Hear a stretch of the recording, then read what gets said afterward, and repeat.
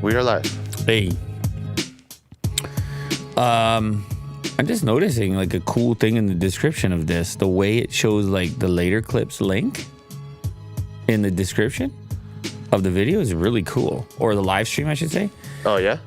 It shows like a YouTube logo / later clips instead of having the complete URL. It's pretty sick. Really, eh? Yeah, it's really slick looking. And I presume if you're linking around YouTube from like, well, in this case, main show to the clip channel, it's making YouTube specific links look pretty. Ooh. Which I like. Good job, you were just asking me for like an update. The community wants it. No, just and that. so not, do I. Not you. You know, not you. I'm just curious. that. As a friend, as someone who is employed by you, I'm kind of curious if you've been, hopefully nothing bad. So you'd prefer if I'm not dead? Yeah, basically yeah, pretty what much. Saying. Yeah. Well, it was weird, man, because obviously... Is there an update? Well, not really. I mean, a little bit, I would say. Sure. I think I may have did... Like, I had stuff to do last night, right? Yeah. And I was already convinced that the tag was not on my vehicle because, and by the way, quick recap. I got the notification on one of my iOS devices that there was a tag traveling with me, an AirTag. And I was like, okay, well, try to track this thing down. I played the speaker noise. I couldn't find the speaker noise. I kept getting different I was using the scanning app on Android, and then I was also using Find My on my iOS device because Find My is supposed to show this, but Find My is really a disaster as far as I'm concerned on this front because it kind of misconstrues things. Like, it has to be around you for a certain amount of time before it's going to even show up as a device, so you have to kind of like wait. You can't just run a scan, in other words, on unknown AirTags versus these other apps where you can do it. And people suggested the Blue app. What was it called? Blue. Like Blue? Oh, God, where is it? Oh, that was an iOS app. Yeah, it was called, was it Light Blue? Yeah. Yeah, okay, so I was using that, but for some reason, this wasn't showing me AirTags. This was showing me a lot of unknown devices. Then I was having to click through for more information, and it was showing me the strength of the signal coming from the low-power Bluetooth device. So that was kind of cool, but the interface wasn't super helpful in there's so many devices. I'm getting 25 on a scan, and many of them manufactured by Apple, and then I'm trying to cross-reference MAC addresses to the devices. But I have too many. There's too many devices. And we were hoping like the signal strength would help lead you to where the actual AirTag is. Not if you have 20 Apple devices. Yeah, so that anyway, doesn't help. I found another app, which is called, and this is a paid app, so I'm not necessarily recommending it, but I just found the interface and the feedback to be a little easier to cruise through. And it was called AirTag Tracker Detect Pro. It's $4 on Android. I don't know if if you need it or not. The ratings are not fantastic. It's kind of hard to say. And it didn't, for the record, it didn't like, Is it? It didn't kind of look how this looks, where I felt I could kind of just walk towards. It wasn't UWB, which seems to be an iOS only thing when it is your own AirTag, but it will at least identify. Wait, no, this is the official Tracker Detect app. Oh, okay. A Tracker Detect Pro is underneath it.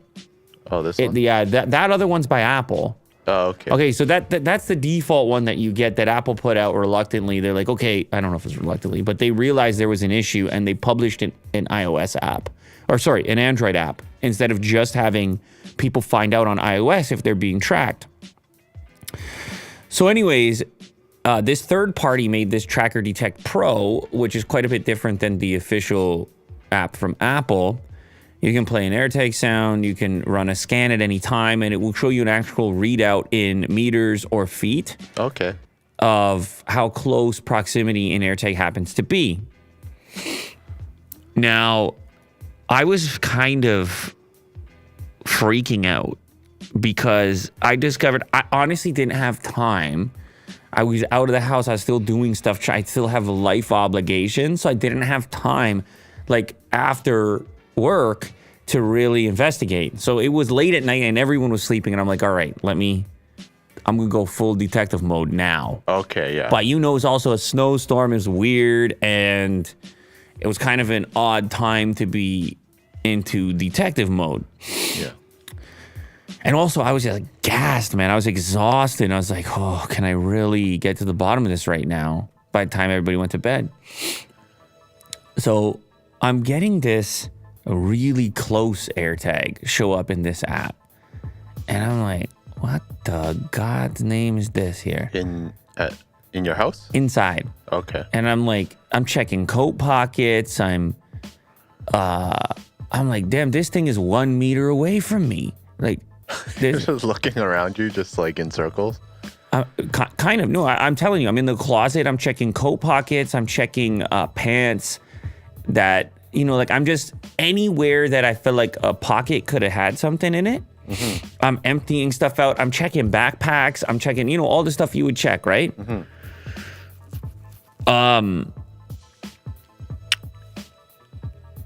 I can't get anything. I can't get anywhere. I'm just a meter away from this thing. So then I'm like, wait a second. Huh?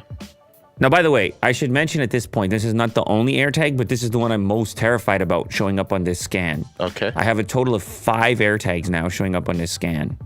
What? 5. But do you? And I don't have any AirTags. don't? I don't have a single AirTag. Your family in this doesn't. in this proximity. Okay. I mean, I have AirTags, but not in this proximity. Besides, it doesn't matter because they wouldn't be unknown. They're not in this anyway. Okay. This is only AirTags that don't belong to me. Got it? Right. So anyway, I'm like, maybe these things are being classified incorrectly. How the hell I got 5 AirTags? I'm like, maybe these Apple devices are not registering themselves correctly. So I go find my Apple Watch Ultra, which I haven't used in about 1,000 years. And I'm like, this is the only thing nearby enough without an identifier. I'm not seeing Apple Watch on here. I power down the Apple Watch. There goes the one AirTag. So they are like labeled as some sort of Find My. Find My was technology. broadcasting something even in the absence of having used the Apple Watch even being used. Right. So, okay, there's one. I got 4 more. And these other ones are the ones that could have been causing me problems from the jump. They got to be Apple products then, right? But here's the problem. None of these I can get to ping from inside my house. So none of them have been planted on anything personal item. Because these ones are only available to me when I'm outside the house. Got it? And then all of a sudden, ting, ting, ting, ting, and they're all there and different ranges. So I got like, let's say 15 feet, 50 feet, 100 feet. All in this range of distance. And I'm like, okay, I don't have the proximity to other people's houses is not small. So it they're more than that distance away. So I'm like, is this thing completely like I'm starting to think, did somebody down the street pick up a bunch of these things? Was somebody parked on the road with a bunch of these things? So I start going up and down. Now I'm marching through the snow over here. And I look like a maniac. I'm about to get arrested or shot or something, trying to stalk the stalker in this case. Yeah, with your Dick Tracy outfit. It's a double stalker job thing going on. Now, some people are mentioning, AirPods can come up like this. They're supposed to identify correctly. So it should be like, hey, there's an unknown pair of AirPods near you, or there's an unknown device or whatever else. And then AirTags are supposed to say AirTags, which is what I liked about this app, is that this app lets you actually select only AirTags. Oh, okay. This app, you can go in and say, I don't care about all these other devices. You can uncheck others and Apple devices. See that? Go back to that other slide. I'm now promoting this app. It's $4. I'm not really promoting the app, but it's just the. You found it useful. I found it useful. I found it useful. It helped. I found it useful, but I can't speak to everybody's experience with it. So anyway, it also will tell you if any of the devices are suspicious or if they've been around you before. Like it will keep track of every single time it gets a device, and as long as you keep the app installed, it will tell you if this is a new one or if this is the original time in which you encountered this device.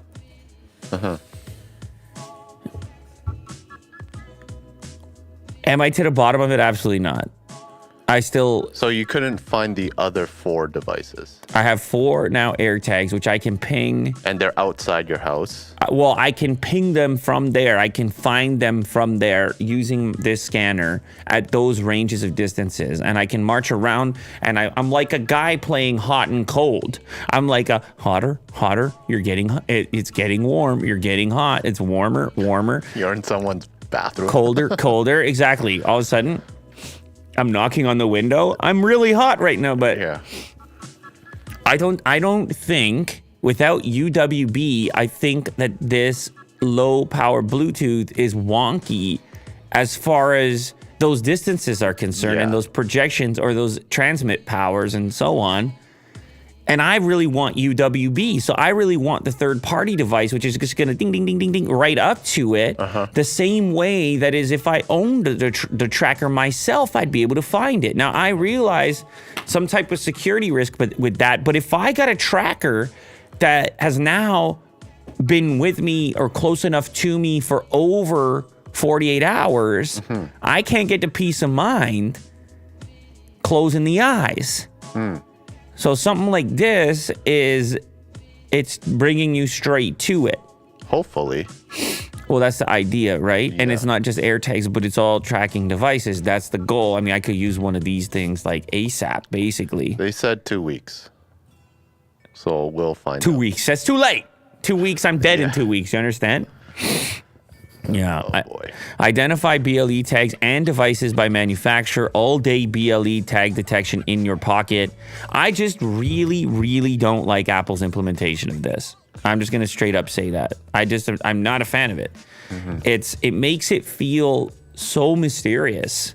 Like, all I have is these two...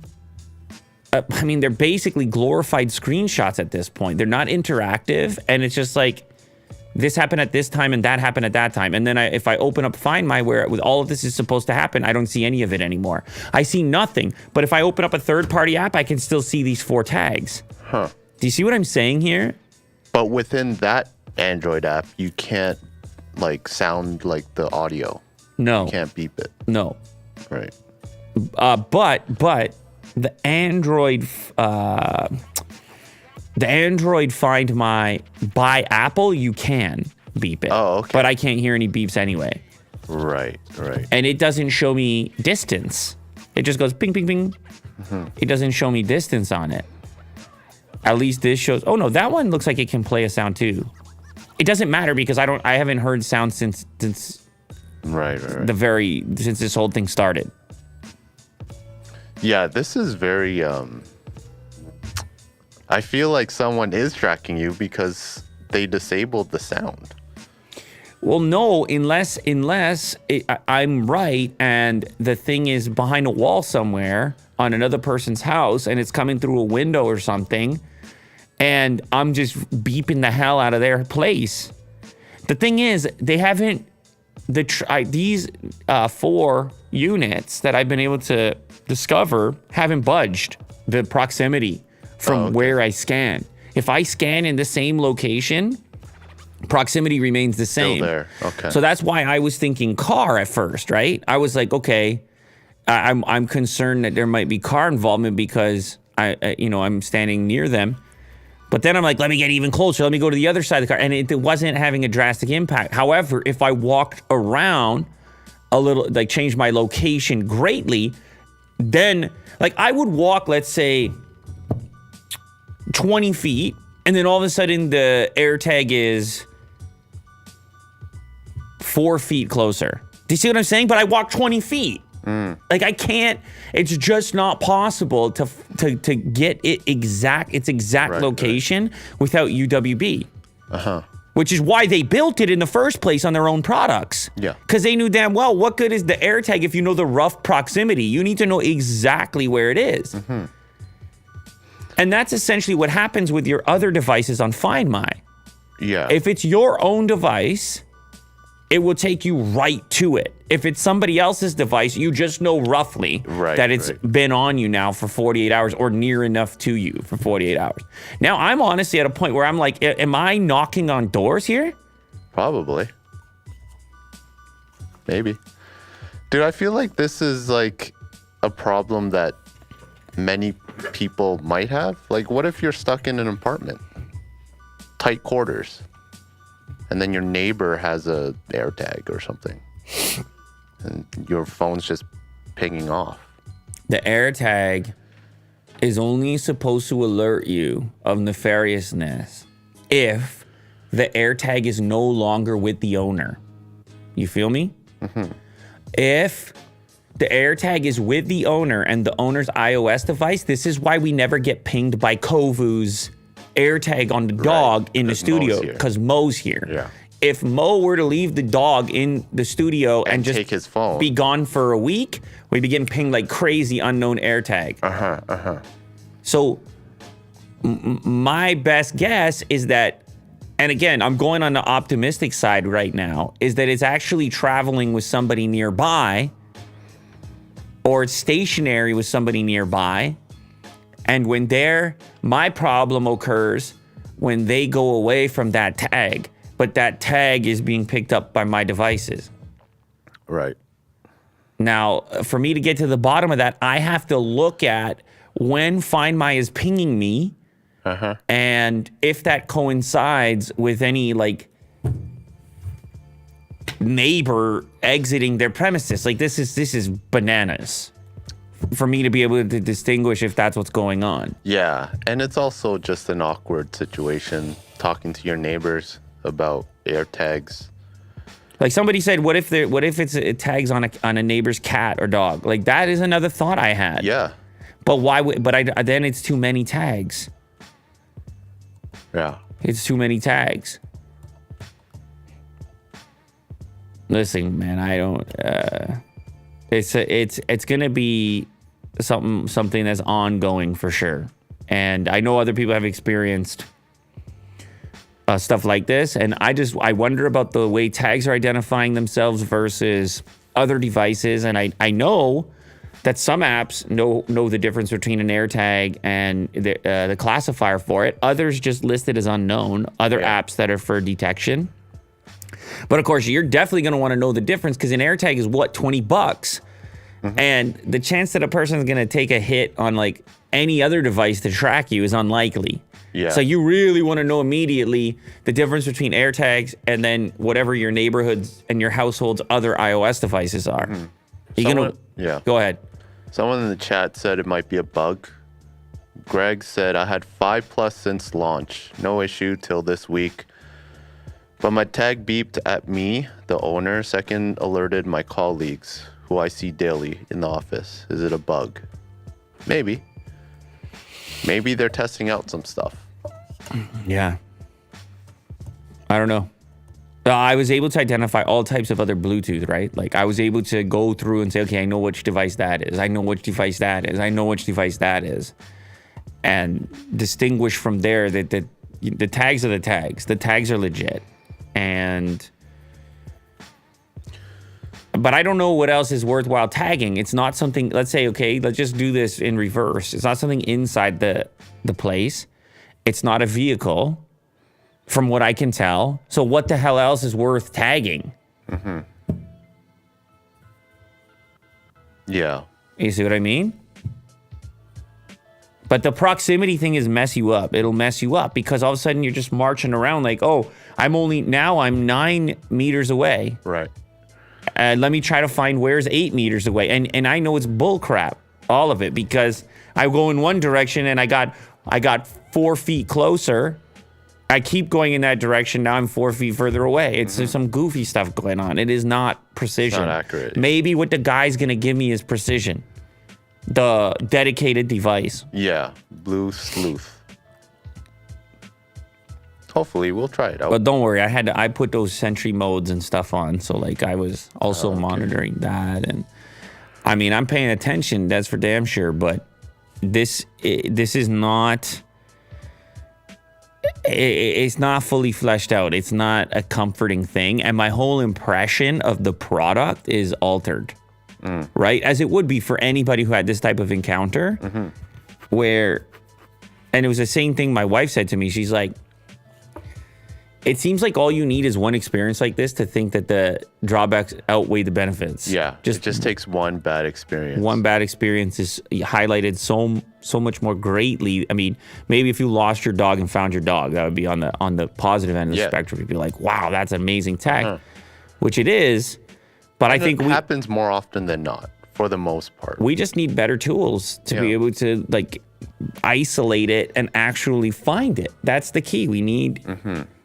They got to give us access to that. Yeah. Anyway. Yeah. That's your update for now. I don't know. I'll let you know if these things move, if they budge, and if I'm able to better march around. It's like the worst time for it too. There's so much snow that fell last night. Yeah. It's the worst time to go hunting for AirTags. And talking to your neighbors about it, that's just awkward.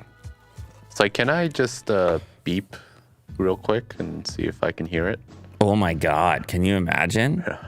I was also thinking, off my property. You know, what if you even just had a neighbor that was like, I mean, I don't want to make any accusations, but you could have not all neighbors are created equal, right? And you could go and make an of course. accusation and they could take it the wrong way. And they might not even understand the tech and be like, are you spying on me? And you're just like, no, like this happened. That's definitely not what's going on. Yeah, don't you watch Lou later? You know what I mean? So anyway, we're going to keep watching. I'll keep monitoring it. That's what I'll give you on that one for now. Elon Musk and Tesla give California a second chance. To everyone's surprise, Tesla's CEO has decided to open Tesla's engineering headquarters in Palo Alto just over a year after moving the automaker's headquarters to Austin, Texas. Well, listen. I mean, obviously, there's a real track record in that area of California for tremendous talent. That's a lot of it, I presume, still there. It's a warming of relations between Elon Musk and California. It's a bit like the return of the child prodigy. At the end of 2021, the billionaire moved Tesla's headquarters to Fremont, California, from Fremont, California to Austin, Texas. The reason was clear. The California authorities had given in to progressive ideology symbolized by wokeism, which was becoming a drag on business, according to the techno king. Well, there was also some taxation stuff, and I'm sure he was looking for all advantages possible when it came to expanding. And I remember they were rolling out the red carpet in Austin. They had the mayor over there, the governor, whatever it was. And they're like, well, you know, you create all these jobs. You put this building over here. Maybe your tax rate looks like this instead of this. Maybe we chip in a few bucks. Maybe we put a nicer road up to the giga. Listen, this is all alleged. I'm just, I'm goofing around. I don't know how that all works, but in politics, Will, you give, you take. You give a little, you get a little. Yeah. And then just some regions in general are going to be more aggressive and welcoming when it comes to attracting business. And at the time, he was having a COVID dispute with Fremont location as well, where I don't know if it was the governor of the state, it was another politician in California that really wanted things shut down over there. And he was like, I'm building cars, I ain't shutting down, and I'm going to Texas type thing going on. So there's a number of factors beyond just your, I guess maybe that counts as a progressive ideology. I don't know the way this thing is written. April 30th, 2020, Musk launched a scathing criticism of anti-COVID-19 measures during Tesla's first quarter earning calls. I should say we are a bit worried about not being able to resume production in the Bay Area, and that should be identified as a serious risk. That's called scathing, Will. But apparently he has I don't know if he's changed his point of view, and I don't know how big this operation would be in comparison. Tesla is restarting production today against Alameda County rules. I will be on the line with everyone else. If anyone is arrested, I ask that it only be me. This was him back in 2020, sort of peak COVID times when he was suggesting that they'd have to arrest him to have him stop making cars back then in his defiant stage. He's probably still in that stage, to be honest, when it comes to certain factors. From what I gather, Tesla was told they could operate by the state of California, but Alameda County illegally overrode that decision. Elon Musk, can you confirm? And he says, yes, California, okay. Alameda, not okay. So I guess it was more of like a municipal type of issue. But anyway, so they're going back. So maybe scroll to that part of it.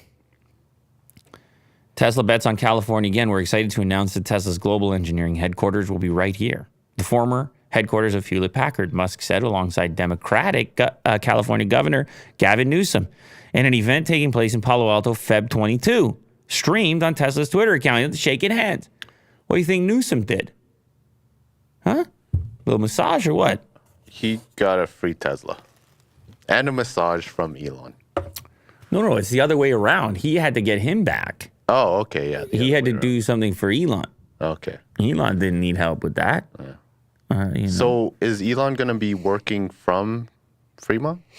Well, engineering headquarters? No, not Fremont. We're now into Palo Alto, which Alto. Yeah, that's like, that's Silicon Valley Central, really. Right. It's in and around all those guys. You got your Apples and your Googles and your Mountain View, and you got your Metas, and they're all in there, right? So when it comes to attracting talent and stuff on your side, you're like, okay, certainly in software engineering, you go, all you got to do is come down the street. And they go, okay, perfect. Let's get a little bit of the video clip here. Let's see what the moods are like. We got white shirts. We got suit jackets. We got bright sunshine, overexposure on the faces. So we're excited to announce that Tesla's global engineering headquarters will be right here, the former headquarters of Hewlett-Packard.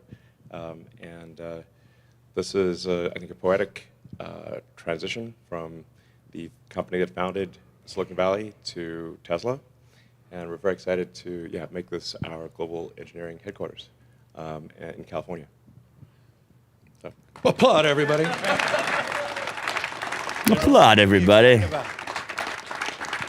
Let's hear it for Elon Musk, everybody. Appreciate it. I mean, Eli and I were talking about, obviously, the symbolism, but also the substance. Empty chairs up front there. Reflected in an event like this, in a day like this. But also, I think, the relevance of the world we're living in. And, what defines the trend lines of the world, and how is California, in particular, a state, that prides itself on being on the leading and cutting edge of discovery and new ideas and innovation. How do we take advantage of those trend lines? And I've said it for decades now, and we first met quite literally a few decades ago, before those first cars were rolling off the line, that if you want to be big, big and big things, and the opportunity to transform the automobile industry, to lead the world, not just this nation, to lead the state in this extraordinary journey we've been on over the last 20 years, to be now the dominant manufacturer in the dominant manufacturing state. People forget that.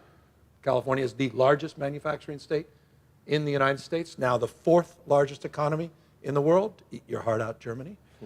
And a state of remarkable resiliency. 7.8% GDP growth a year ago, 2.9 last year. This is the promo. He's running his own promo right now. He's like a wrestler. Yeah. And in so many ways, Eat your heart out, Germany. Is now competing against the 4th biggest economy. You got to step up your game, and you got to invest in your growth engines. And I couldn't be more proud of California's commitment to support Tesla over the course of the last few decades. It's demonstrable in terms of policy, in terms of what's Elon thinking about in his head right now? He's just like, interesting regulation. I want to tweet. He's like, what if for all some it's memes. Good and evil, depending we on put which wings side you're on the Cybertruck, and it all of a sudden is flying? Cyberplane? That this was the direction then we landed on the roof of this place right now. Maybe right on this guy's head. I don't know. The investments we have made over the course of years, we're able to lay claim now to. That's a lot of. Texas is pretty good. This this guy got a lot out of this. I don't know. The building's okay, but this guy's kind of taking it a bit far here. Like I really mean we could do this anywhere. Right? It's kind of cool to be back here, but. First, we're America's coming attraction. Yeah, in fact, you were one of the first people to buy a Tesla Roadster back in the day. I appreciate you saying that. We were just talking about that. I told him he had my money for a long while with that. That was by the way, that was a healthy deposit you had to make. You didn't trust me. It was like 100 grand, I think. Yeah, thank you very much. Back when I had money. Yeah, when that was a lot of money in 2007. It's still a lot. Back when I had money. You haven't looked at my salary, So, okay? We had about the same net worth back then. God. Years ago. I think mine went negative for a while. Yours went negative, and I got a pension. So eat your heart out. Yeah. Eat your heart out again. We got a second eating of the heart out. As I said, it's been a hell of a journey. And to see the engineer look, and I'll just close on this because it's important. It's not surprising to me, but I don't take it for This granted. is some weird content we just stumbled into. But you like it. I do. It's got a lot of stuff I like. Is here in California. They are just like oil and water, these two. Like you can easily understand why they didn't previously get along. Body language. There's just very little interfacing. That's, again, what separates our game from the game played in so many other parts of the globe. And so you're a huge part of that success. Oh, here he goes. Okay, now he's going to say he's good. Success. And I'm here because we don't take that for granted. And we appreciate the investments you're making here today. And you mentioned manufacturing. What was weird about that Fremont manufacturing plant is that he goes talking about how great they are and growing and smashing and eat your heart out. And then he's like, oh, yeah, we're happy to have you. Do you know what I'm saying? I mean, he makes it sound like they don't need them at all, but you have Elon standing right there. It's an odd. Which is, again, often so lost. We also have more hunting jobs and more fishing jobs and more forestry jobs. I'm not just, It's a big state. yeah, I'm just saying. I mean, these are Oh, things shots that fired. don't connect in terms Shots of fired. state. And Some we're also small shots fired. I mean, it's a big state, all right? You got a lot of people. So, Okay, yeah. Federalism matters. you know, I mean, he's like GDP. Okay, yeah, we get it. You have mountains and the ocean. Like, we get it. This is called a California promotion, at least my rhetoric. But it's also California pride. And I say that as a guy who grew up here. And those that count us out, those that think our best days are behind us, I've been hearing that my entire life, half a century. And I think today is just another proof point of the renewal and the energy and the vibrancy. Pride is a weird thing, California. And, you know? and again, Like, to be so takes proud of a visionary physical, leaders. It takes guts, takes courage, takes risk you know, it's. taking, and He's and pointing at him it takes, again. It takes partnership. So I'm appreciative of you and appreciative of our partnership over the course of the last 20 years. And let's see this as the beginning of something even more extraordinary on the journey to dominate in this space and to change the way we produce and consume energy in this state and this nation. Eat your heart out, Will. Well, at Tesla, we look forward to an exciting partnership. All right. Well, Eat your heart out. yeah. Eat your heart out. I think Elon regrets this. He's like, you know what? Hey, this HP place is okay, but I don't know if it was worth it with all that. Yeah. Fly me back to Texas. I Yeah. want to ride my rocket. He's like, you know what? I don't know. He's like, I don't know about this guy. It's questionable. Oh, it was so awkward. Listen, it can happen to the best of us. I mean, I haven't been in that exact scenario, but Well, Elon's not I really promise a you I've- social guy as well. no, I know, but I promise I've just been in awkward social scenarios where it's not really thought through. And then they're like, well, you're going to stand over there and he's going to stand over there. And it's weird. You have a mic, you're facing 12 people sitting in folding chairs, but then it's also, you know, it's streamed. And then everyone's supposed to be excited and happy. And it's like, they should just sit down and have a conversation, maybe.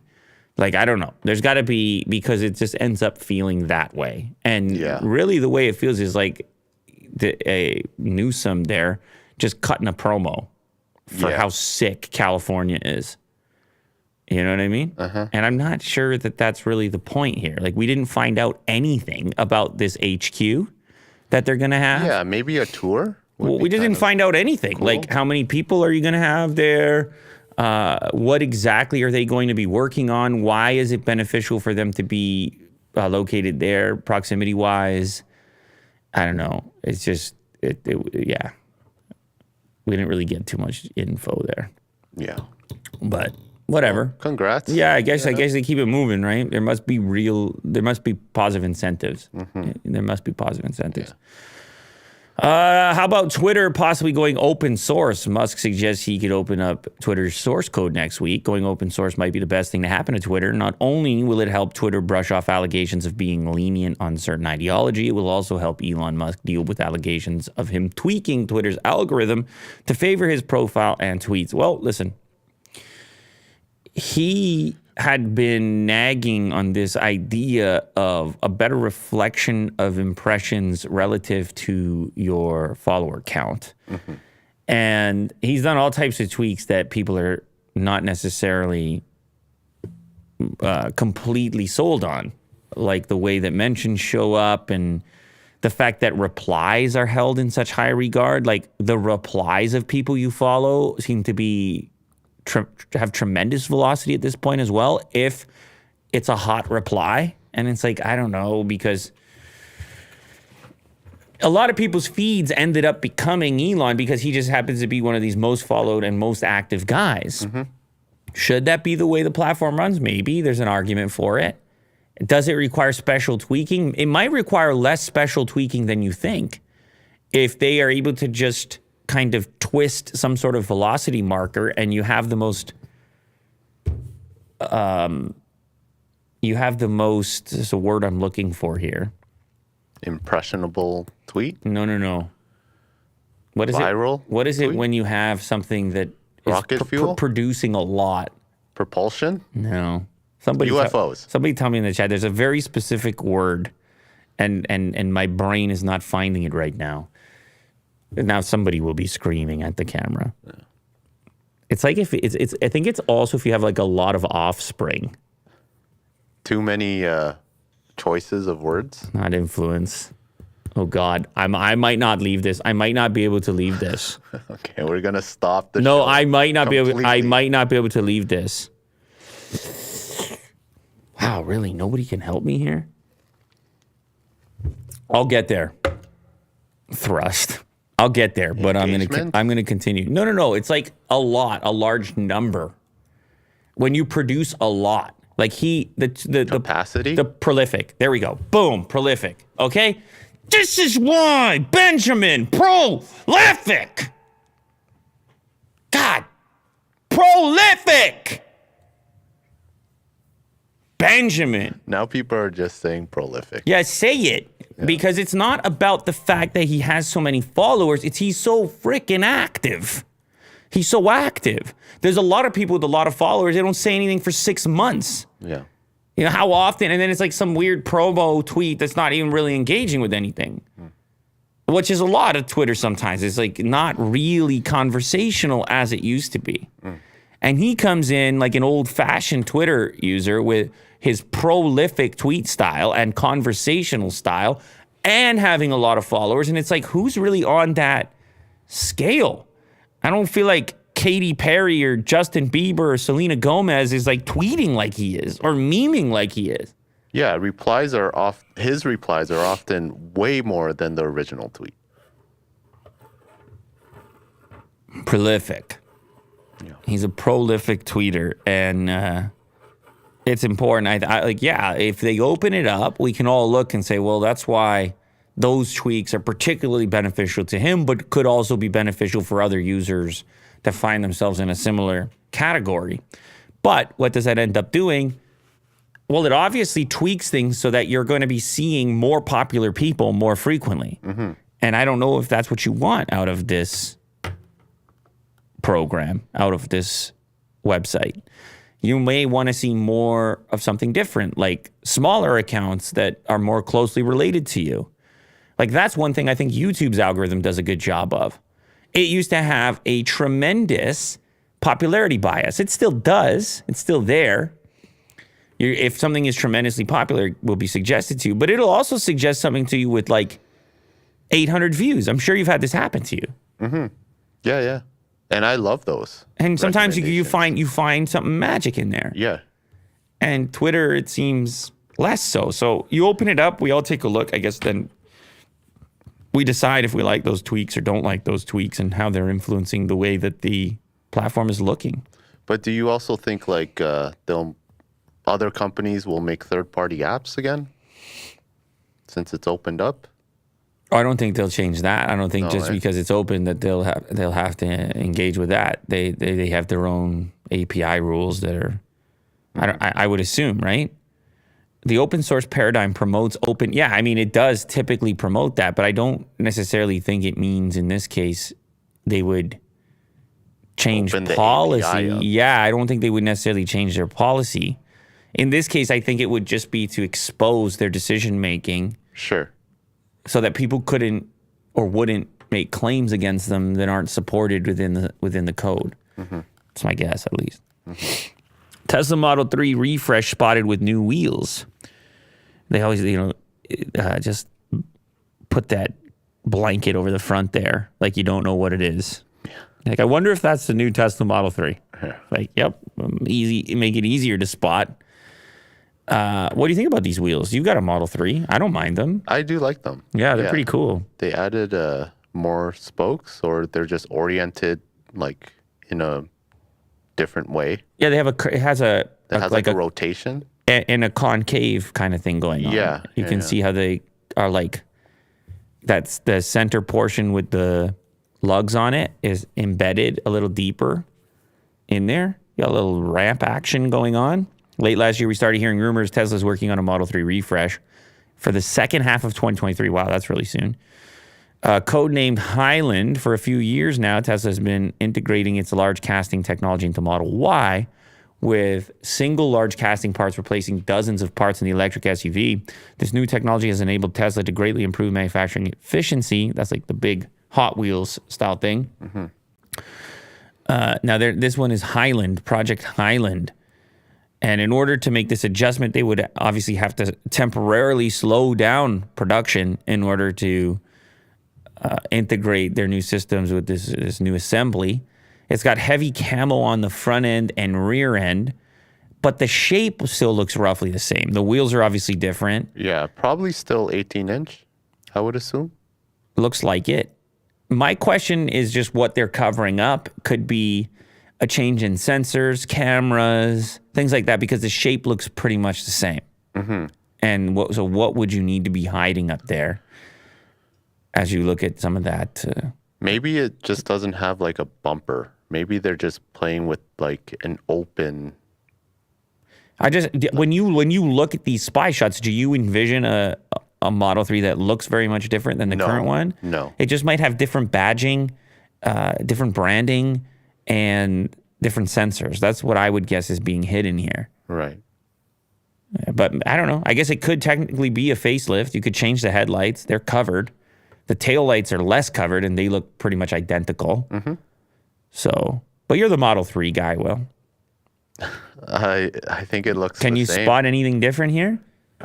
No, except for the wheels. I mean, they look cool. Yeah. The wheel change looks cool. So if that's the stock option, I think that could be nice.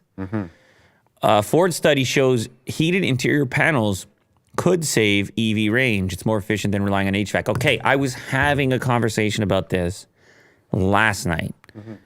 Last night, I get to the hockey rink and I'm talking to a parent, and she's telling me how treacherous one of her friends' commute, not one of her friends, one of her coworkers' commute has become with the dropped temperatures because it got cold again. And this person is commuting from, I don't know, a 45-minute commute, I would say, in a Tesla, and has on some days decided not to turn on heating at all because of the impact of heating on your range. And this has to do with the lack of efficiency in the way this happens compared to a gas vehicle, and also just the way we want heat delivered as far as like blown air. The heated seat, the heated steering wheel, these are actually quite efficient as far as like warming your body up without a lot of waste, just kind of floating away. And you remember recently we were talking about a story where there was a more efficient way to heat your home with infrared type wallpapers that would sort of emanate heat in that way. This to me feels very similar. If you can figure out a way to heat the panels and to have a radiant style of heat, you may have better conversion and less energy loss. And that looks to be like what they're working on here. Temperature is one of the biggest enemies of electric car range. Some of that is keeping the batteries in their prime operating temperature range for best performance, but also keeping the people inside in their prime operating temperature. That requires energy, which in turn takes away from what is used for traveling. In an effort to find more efficient ways to manage cabin temperatures, specifically warmth, Ford ran an experiment to see what works better, traditional HVAC system or heated interior panels. They focus on delivery vehicles using e-transit vans. The reason for that is because it's tricky to keep the cabin warm when you're opening and closing doors. It's also difficult to keep cabins warm or cool in the summer, which is why when you had those heat waves, the UPS drivers were like collapsing. And then Rivian and Amazon were working on a new type of delivery van that was going to be capable of keeping them cool with air conditioning and other things. Doors opening and closing very inefficient. So this focused on e-transit vans, delivery vans. And instead, they concealed these heating pads. Everything. The seats, headrests, armrests, door panels, sun visors, lower steering column, any surface, floor mats, any surface they could embed these heating elements into, they did. And these heat panels managed to use 13% less energy while keeping the cabin comfortable. Ford says that savings could improve driving range by 5%. Now, this is just a test, and it's on a work van, which is constantly opening and closing, but you could imagine inside of a sedan or something, might be more insulated. right? Those things are already pretty insulated for things like sound and so forth. When you have a luxury sedan, maybe that heat is more likely to stay in there. Certainly, heated interior panels are totally feasible for cars today. Luxury automakers such as BMW and Mercedes have been offering heated armrests in addition to seats and steering wheels for years now. Now, those are only luxury cars, but you can imagine somebody really finds out a way to do an efficient version of this. This could be a game changer. It is one of the most major dents you're getting in your range is just trying to get the car heated up. Yeah. I put the defrost mode on the vehicle. I get there, I'm like, whoa. Yeah. Whoa, my range is looking a lot different. And it's loud. My range be looking a lot different. Mercedes-Benz and BMW have dramatically different ideas for next-gen infotainment. Mercedes unveiled its new infotainment system with a big touchscreen and new software. BMW's new look goes a completely different direction. Well, BMW we already saw, right, because they put it in the backseat on the new 7 Series, electric or otherwise, or gas-powered. And they got the big widescreen you can watch from the back. Now we're looking at the front here. Is this an EQS or is this like an upcoming model? It's an upcoming model. This looks, I mean, we've seen what, this is basically the same implementation as the EQS, which is, no, so this one's a little bit different. The EQS has the display that spans the entire deal. In this case, we have one secondary display where the driver sits and then this really expansive display traveling from the center console all the way to where the passenger sits above the glove box, and it appears seamless. This one also looks like it has an almost Apple CarPlay-like interface. It does. Even though that's their official interface. But still 3 screens. Yeah, it is 3 individual screens. It's just the piece of glass on the second one that makes it look seamless. Yeah. There's a break here. This may be the Mercedes SUV that has this type of implementation. Overall, it's a luxurious look. Yet the two have very different tacks for how they'll fight for new buyers. Coincidentally, BMW and Mercedes have offered looks at their next generation infotainment systems 60 days apart. Mercedes-Benz on Wednesday detailed the MB.OS infotainment system for investors, a touchscreen dominant look with its ecosystem and architecture, customized software systems, and software as revenue approach. Ooh, software as revenue approach gets people real fired up. Well, because then you got like, oh, you want to unlock that heated seat? Subscribe. That's us knocking at your door. Yeah. We're knocking at the door of your wallet. I never knew my wallet had a door. Your wallet has a door. Yeah. And you best keep it locked.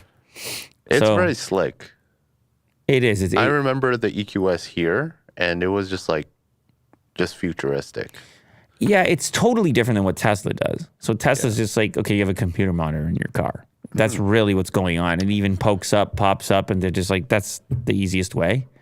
They tried here to make it look like an original, like cars used to look. They tried to embed it in the dash to a certain extent. Yeah, and it also has buttons on the steering wheel, which is nice. It's a nice touch. This still does something different, at least for the passenger, where the passenger has a dedicated display they can interact with that isn't going to distract the driver.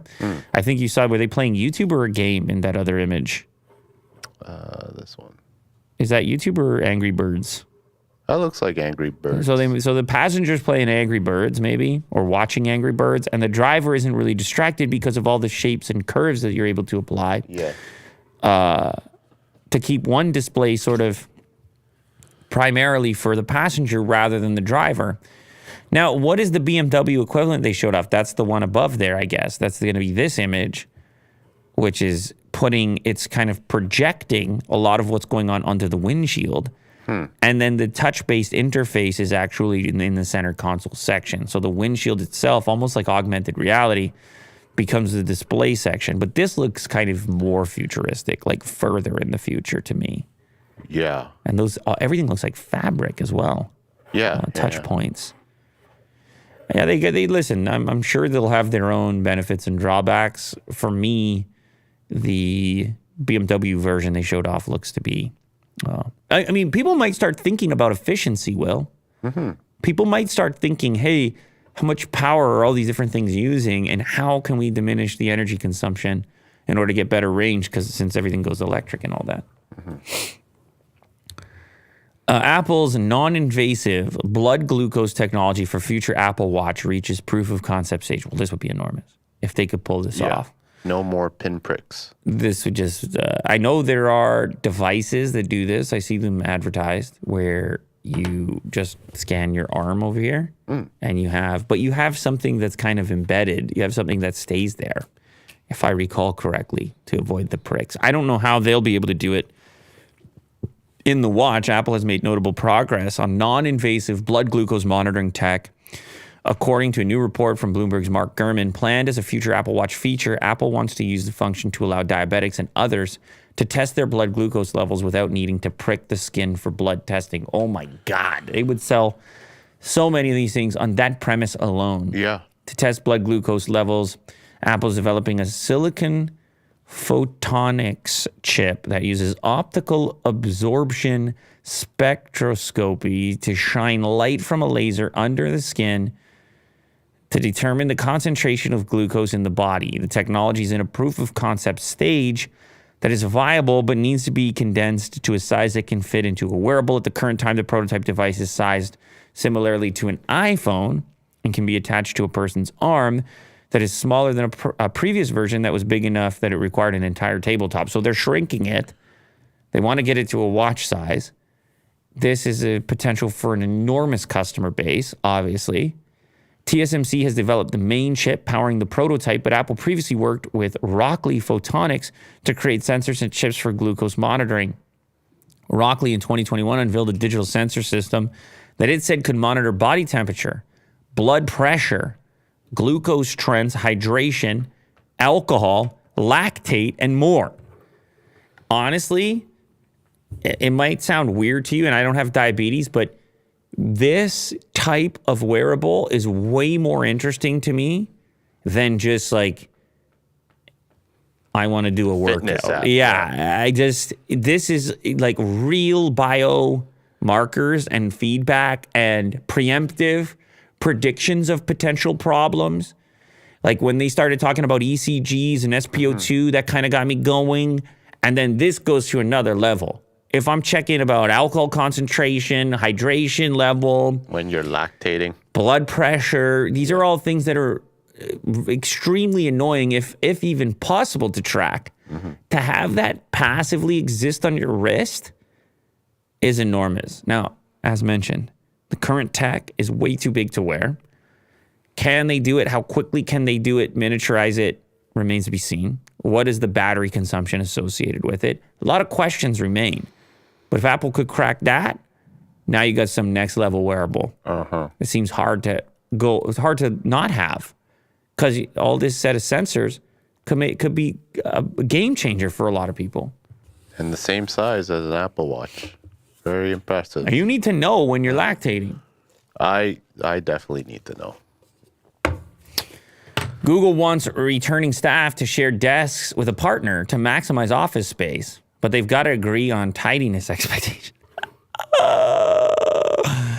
You imagine yourself trying to share a desk with anyone else in here? I'm like, listen, Will, we got to condense our office space here. We now have your corner to work with. Oh, no. And everyone else is going to be in there too.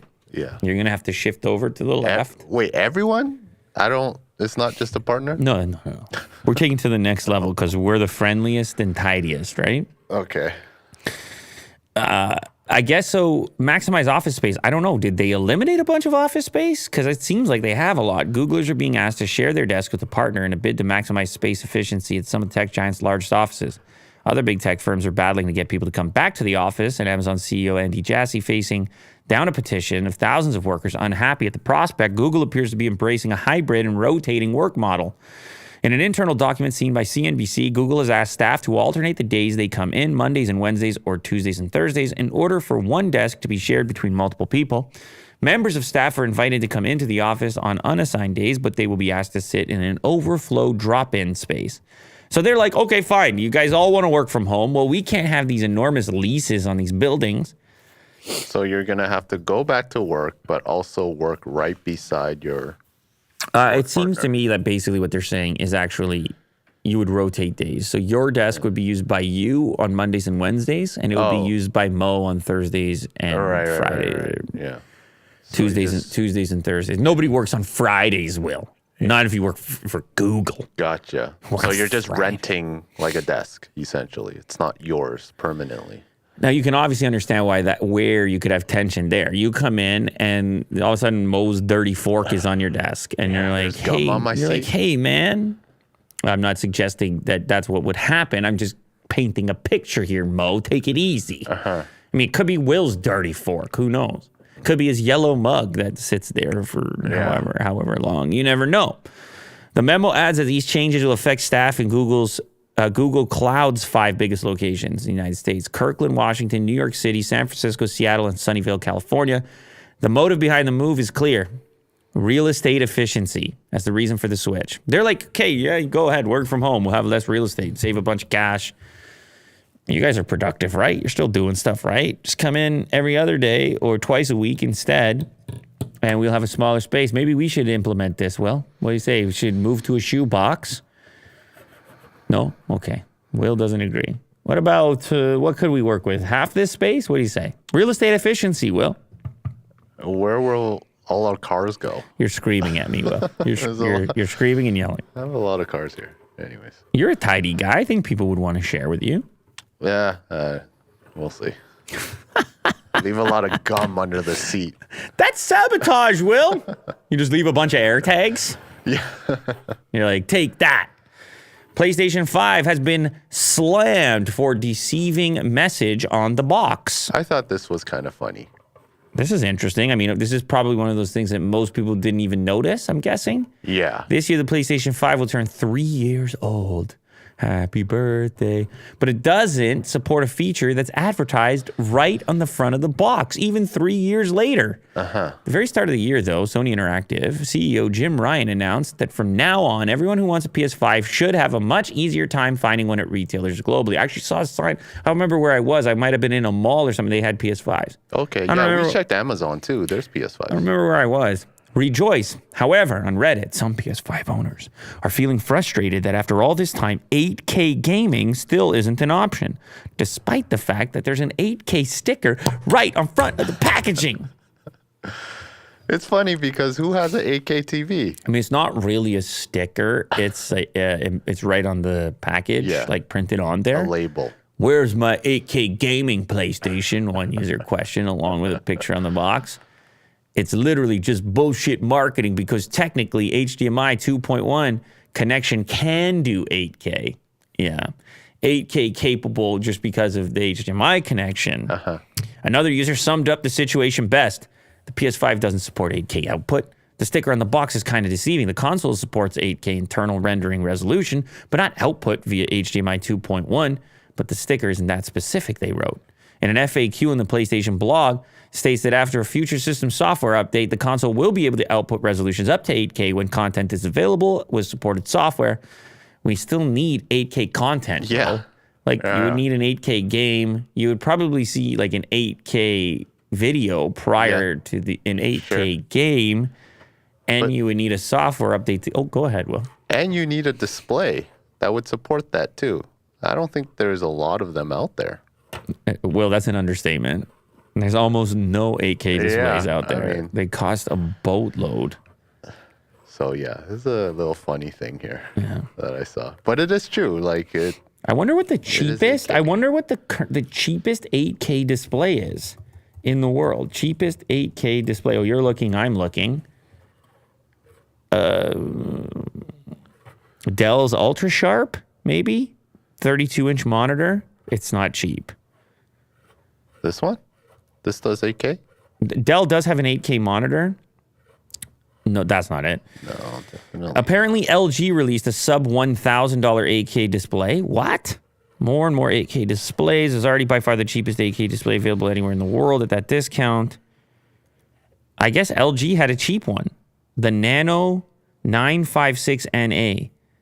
NanoCell 8K LED TV. I don't remember if we showcased this on the channel or not. It's your cheapest ticket to 8K. So it's not the best TV in the world, but it's your cheapest way in. It's like less bright than OLED or anything like that. Oh, is this? This is not OLED. No. Direct LED lighting, 2nd gen Alpha A9 processor. Your black levels and stuff would suffer compared to an OLED display, but if you're like resolution at all costs, yeah, it's not that crazy. Well, you can buy this. Okay. It's come down in price quite a bit, is what I'm trying to get at. I know we have, well, I don't even know where it went. Where the hell did that go? It's in the back. Oh, okay. Just moved further down? That thing's like, what, 10, 15 grand? Because or it's something? like 88 inches or whatever Yeah. it is. Like it's their highest end OLED and 8K. It's a different story. Right. People can get in for less if they don't want to have the whole package deal. This is the stunning vaquita, the rarest animal in the world. Only 10 of them exist. Yo, are you scamming me right now? No, it's a porpoise, very rare, that they've been trying to track it, and they keep dying. So they're not mating, and Would they be able to influence? I know humans always overdo it. Would they be able to influence in one kind of way? Like, yeah, I'm sure they could, but they're just tracking it naturally to see if they copulate. But they're not doing so well. you just drop a copulate on a show? Damn, dude. Vaquitas are little porpoises that live in the northern area of the Gulf of California. Due to overfishing, they're almost extinct. And I don't even think they're probably aiming for these things. It's just the nets and stuff, right? Because it kind of looks like a dolphin. It looks like a Pixar dolphin. Yeah, kind of like a beluga whale as well. And the face there. The body of a dolphin. Yeah. It's a type of porpoise. The vaquita, also known as the Phocaena sinus or sinus, is a small porpoise native to the northern area of Gulf California. The sea creature can grow to be 5 feet long, fully grown, 120 pounds. Animal's been on the endangered list for several years now, but concerns about its survival are growing. There were 600 of them they could track in 97. Population dwindled to 30 in 2017, and today there are thought to be 10 left. Environmentalists believe fishermen's use of gill nets is the reason behind the increasing endangerment. 10 left? Man. That's rough. Oh. And then scientists say that the endangered porpoise isn't doomed so long as humans do what? Stop using those nets over there? Yeah, pretty much. What? 10 are going to be able to repopulate the whole deal? They have to capture a few and then just Vaquita marina In a lab is or Spanish for little sea cow, the world's most endangered marine mammal, small size, and black markings. We're really pushing back on the idea that the species is doomed. Comes from Jacqueline Robinson, an evolutionary geneticist at the University of California. While all future vaquita will be descendants of just an estimated 10 remaining porpoises, the study shows that the negative impacts of inbreeding would be minimal. In fact, Robinson and her team found the species would have good chance of recovering if it can just be protected from gill nets.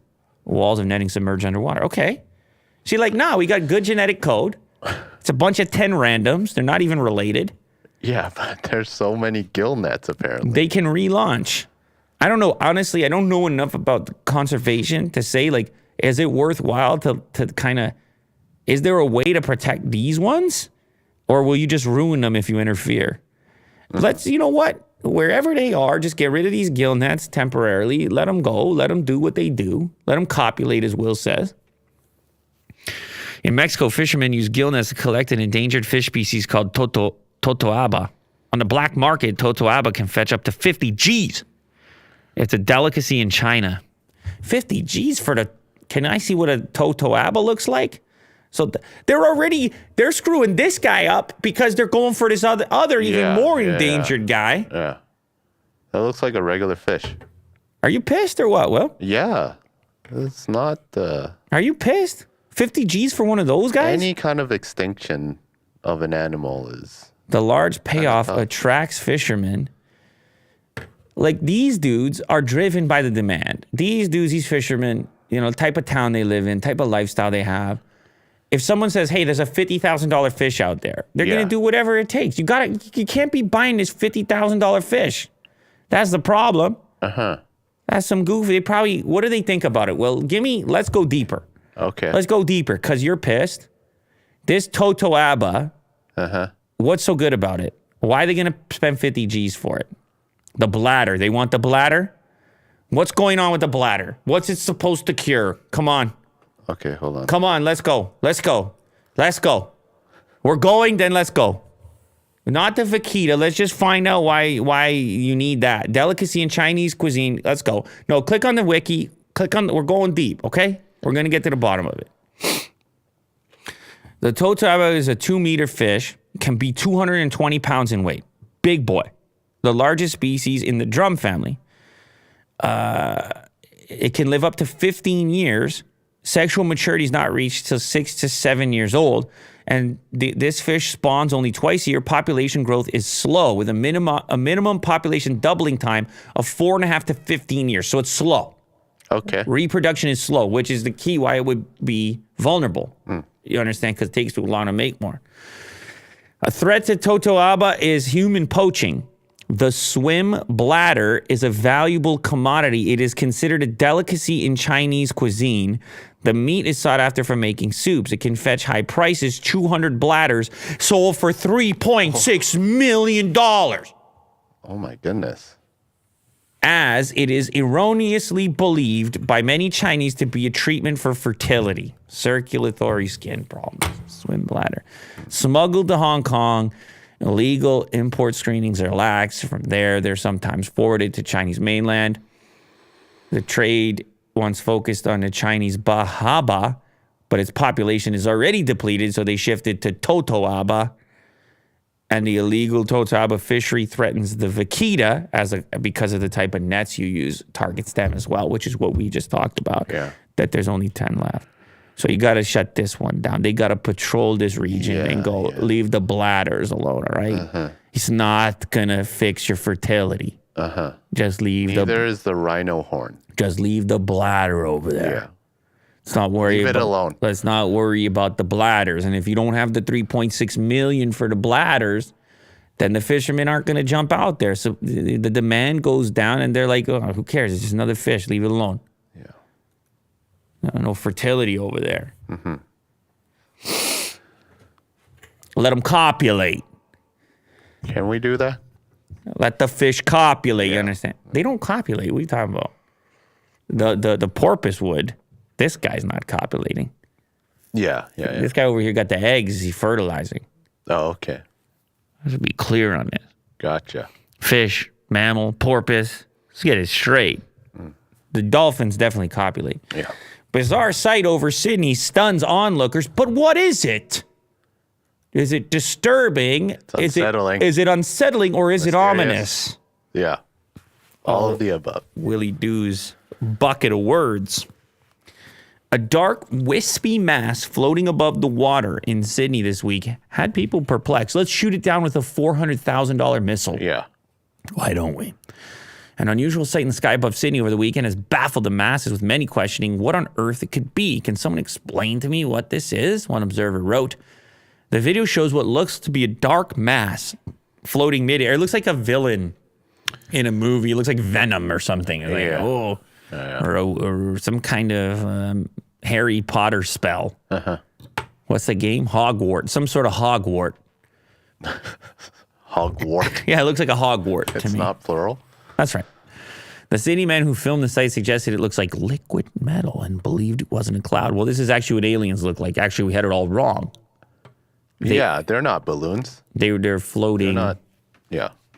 Unusual cloud formations. Here are some of the wild theories that have emerged online. Maybe it's a UFO. Others said it was air pollution. Many drew comparisons to a Dementor from the Harry Potter series. I don't even know Harry Potter. I don't even know what it's about. I don't even know what a Hogwart is. A dark, soul-like figure that would glide through the air. Yeah. I knew there was a Harry Potter element that's about, because Harry Potter's just booming right now. Yeah. Everybody loves it right now. Coming back. It's booming right now. There's people with the nostalgia, guys your age. You know anything about this? Harry I know Potter? what a Dementor is. I know what Hogwarts is. You know about these things. Not Hogwart. No, but I liked it. you- It sounds funnier as a singular. Yeah. Like, hey, that's a hogwart. It's like a type of hog. Or a type of wart. Sure. Yeah.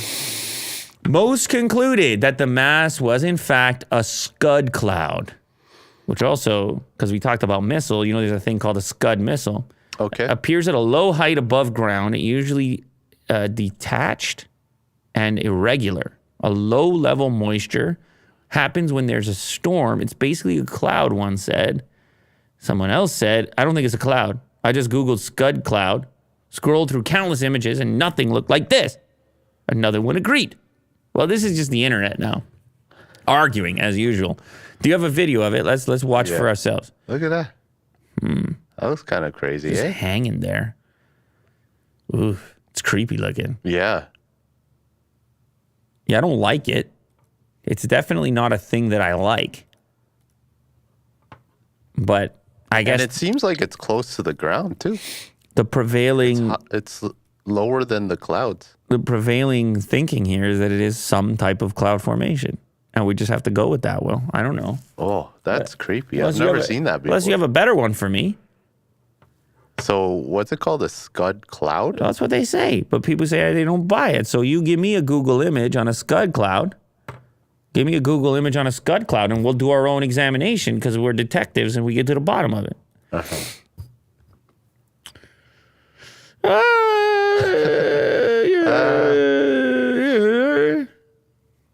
Some of these look like tornadoes, but yeah, I guess. Well, I guess. Well, But it's detached. These ones seem like it's Well, connected to the type clouds. detached. Type detached. Scud cloud detached. Let's see here. Like those. If you go click on that one to the right with the 8 wood TV left, one to left. Like some of those, if they detach, Okay, yeah, sure. Yeah. I don't know. Probably an alien. Yeah. It's probably a hogwart. Japanese officials investigate mysterious sphere watched up. Would this one be ominous? Maybe. Yeah. You know us, we got to investigate any mysterious object. Of course. We're the UFO hunters. Unidentified flying, I guess in this case it's washed up on the beach, but maybe it was unidentified and flying at one time. We're the UFO hunters. This is the new name of the show. Okay. What do we got here? A suspicious ball was reported by a local resident in Hamamatsu. Oh, you go take a crack. Go You ahead. gotta say it. Go ahead. Take a crack. Hamamatsu. Easy, brother. Easy. Holy crap. You went for it. You went for it like a guy who visited Japan once. So did you. I didn't go for it to the level no. of you. You went for it like a guy who took a train and went around Japan, and you were like, man, I'm pretty cool. I'm in Japan right now. Yeah, it's a good time. I recommend everyone to go. Like, but you did, Yeah. and you were that guy. Uh-huh. So say it one more time. Hamamatsu. Oh my God. Believe. Yeah. A southern coastal city about 155 miles from Tokyo. He called police just before 9 a.m. saying a large round object was washed up on a beach. The woman said her husband first noticed the object while taking a walk on the weekend. It looks like a huge egg or like, oh God. According to police, the object is a sphere with a diameter around 4 feet, believed to be made of iron. And it has a coating of rust. That is so cool. Looks like Godzilla's egg. That is the beginning of a movie right there. Yeah. They're approaching it, and and like these two guys, look at the suits they're in on the beach.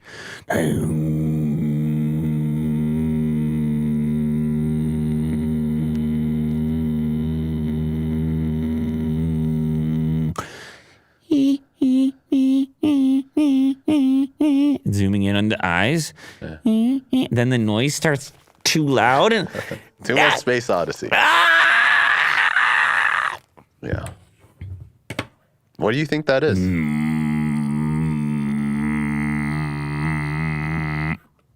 Why is it so round? Isn't it just like some sort of an object? Is it a cannonball? Do they shoot those anymore? I mean, it's iron, right? So Yeah. it's something industrial. An x-ray later determined the object was hollow and there was no danger of explosion. Officials restricted access within 655 feet around the object. You got to love that. In Japan, they're like, it's 655. That's the danger. Not 700, not 600, not 650. 655 is the distance you need to be away from it. Got it? We ran the numbers. The strange sighting sparked a brief flurry of TV attention and frenzied social media speculation coming in the wake of the U.S. shooting down of the spy balloons. They're like, oh, is it a payload? A mooring buoy. Yeah, that's like boating. They're like, you know what I mean? Keep the boat in one place. Maybe. But you had the bomb disposal crews over there. I'm having flashbacks to the Red Magic video that I did when I was trying to defuse the Dynamite? the bomb. Yeah, but it was obviously a game. I wasn't really in danger. But the stress of it, like these guys, they feel the stress as they inspect, and they're like, "Well, I might be dead. I might not be dead." I approach. I'm not learning too much. Japanese police say they will ask local officials responsible for coastal management to come collect the ball. Come get your ball. Come get your ball. Well, hopefully we can find more insight later on as the story develops. Yeah, we'll stay on top of it. We're the hunters, the UFO hunters. Yeah. Superior to human skin, scientists have artificial skin with incredible sensing capabilities. I think we covered something like this in the past, that they've made some discoveries in the world of artificial touch. Everybody's gonna like have some VR version of it so they can feel what's happening in the game. Yeah, you don't have to wear a skin suit. Ooh. It'll just be tied to your skin. Oh, they're artificial experiences. Artificial skin, also known as synthetic skin, is a man-made material designed to mimic the properties and functions of human skin, used in a variety of applications. Okay, this is better. Wound healing, cosmetic surgery, skin. Why you gotta be so bored with that, Will? we gotta take it so ridiculous. Why you gotta get so bored with that, Will? I think it's cool. We just take the tech angle on it, you know. I would use it, sure. Researchers have created an artificial skin that surpasses human skin in its sensitivity to detect pressure applied by an object and its approach. In a study published in the journal Small, scientists utilized the dual response of artificial skin for various purposes, including controlling virtual game characters. There's Will. Will's back. Hamamatsu. Exciting. Navigating electronic maps and scrolling through digital documents. The artificial skin was able to distinguish different signals from approaching targets, enabling touchless object identification. Woo! Game controllers in the future. Skin. The advance provides a proof of concept application for rendering a robot to classify materials, including polymers, metals, and human skin in an entirely touchless mode. The researchers note that such artificial skin can be used in next-generation engineered electronics with potential in human-machine interfaces, artificial intelligence, prosthesis, and augmented reality. So we can get the cyborg arm, which is 5 times as strong, 10 times the touch. Or you could just use it to repair people who need some extra skin going on. Yeah. All of a sudden, Will's swapping all of his skin for this skin. Yeah, every inch. I need extreme sensing capabilities. I was just imagining some kind of weird villain in a superhero movie. I guess you would just have to replace maybe your fingertips at first. I want to sense more.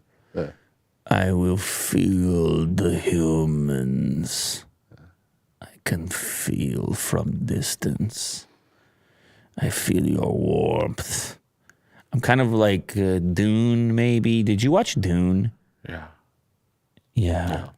And did you like the big guy? You know the big guy? The floating guy? Yeah, he's the best, right? Yeah. Yeah. You really like that guy. Oh, man. When they... Skarsgård. Is that his name? One of them. What was his people or his group called? Maybe someone in chat. Remind me what his group was called. They had the different, like, nations and stuff. You know what I'm saying? Dune groups, right? You're in some other stuff going on. I mean, it's vast. The Dune world is vast. Yeah. And they got to go to a place. Harkonnen. These people are better than you, Will. Definitely. Shout out. I don't know who answered it first, but I see Peter and Harkonnen. And we got to go to, where did they have to go to? What was the place they had to go to? The other planet? Yeah. No? This, no. No. No. God damn, Will, I thought you were a movie guy. Arrakis. Yeah. They got to go to Arrakis. I thought you were a movie guy. You got time for this stuff. Dude, I don't know too much about it. I enjoyed it, though. You got time for this stuff. Timothy Chalamet, whatever it is. Chalamet. You got time for him, don't you? You don't have time for him? No, he's a good guy. Yeah, you guys are pals. Am I? I don't know. I don't know. But anyway, I like that guy. When they approach him, big Harkonnen dude, and they approach him from behind, he's kind of slumped over like this, but he's got no clothes on. Oh my God. I love that. Yeah. I love that. They approach him. Yeah.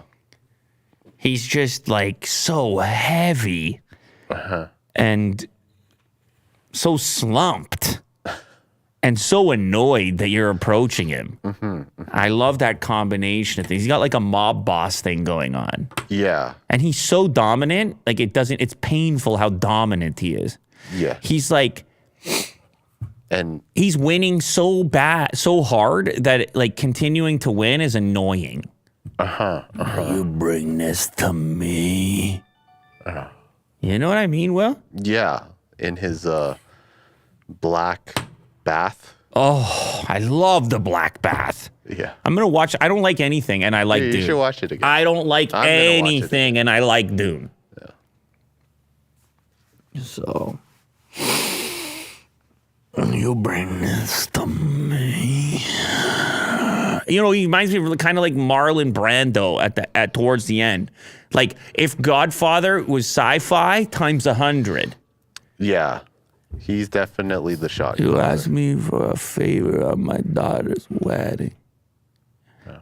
You come to me on the day of my daughter's wedding.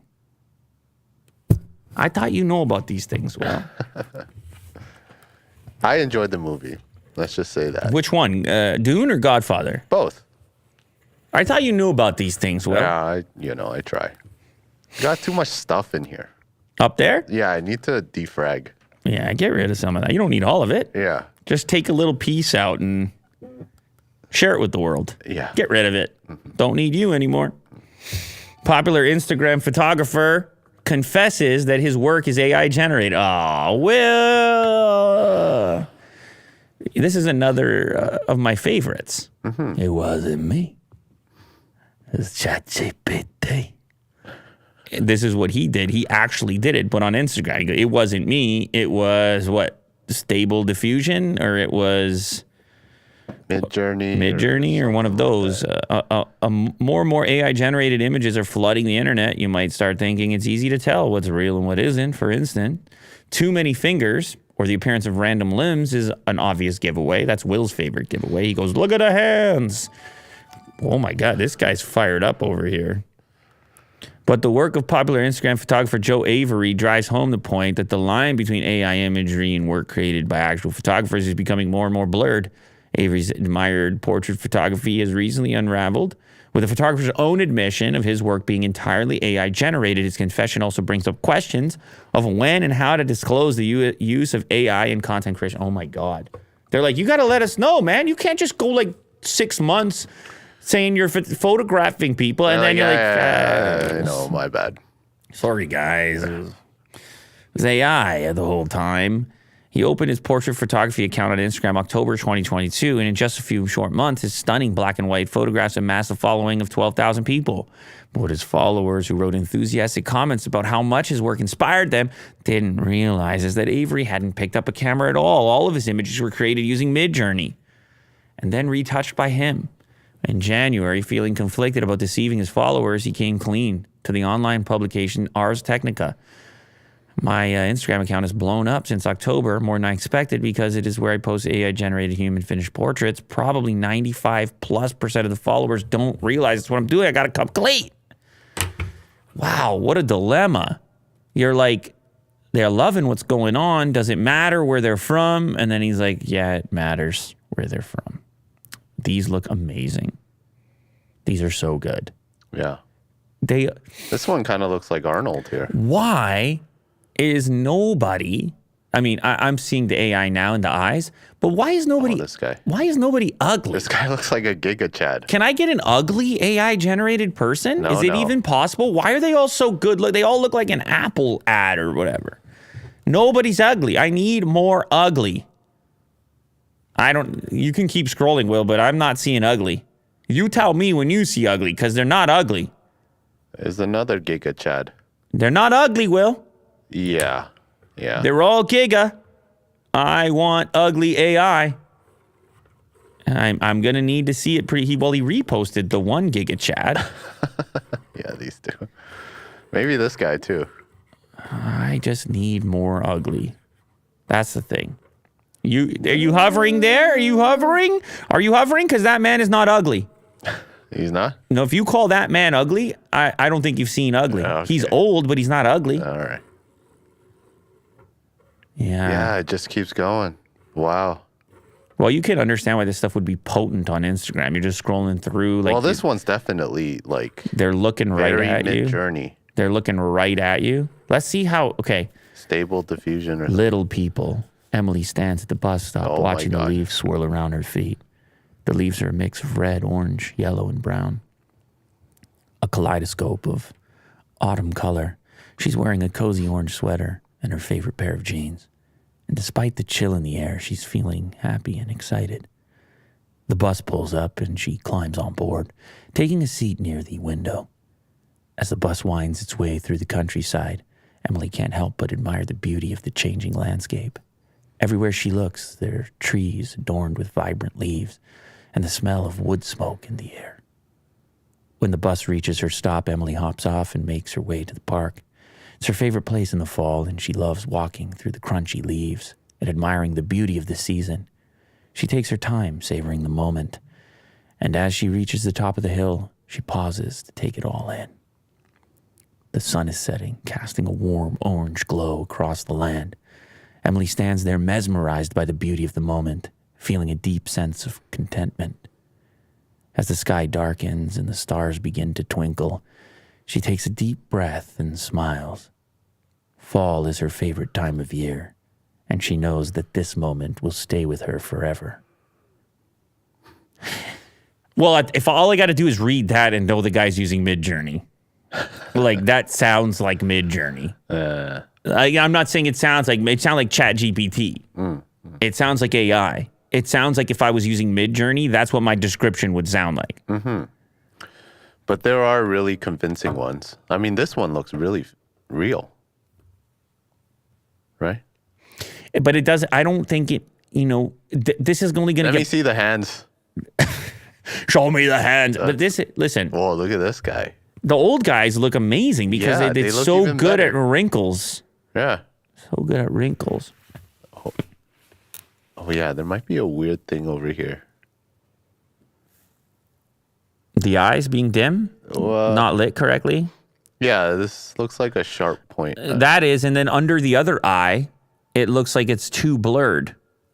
Right there, that section. Yeah. Like I can't figure out the focus point if I'm really inspecting it. But listen, I think that's why they mostly focus on young people because they might be a little easier. The eyes are messed up on that guy, the other old guy. This guy. Yep. Yeah. The eyes They are look they look dead. inserted into the rest of the face. It's tough. Look at the crooked nose on this guy. It's interesting. Okay. Yeah. You know what? He does what I want. He does what I want. But this looks like a really good render of someone. It does. Like a model. Yeah. Yeah.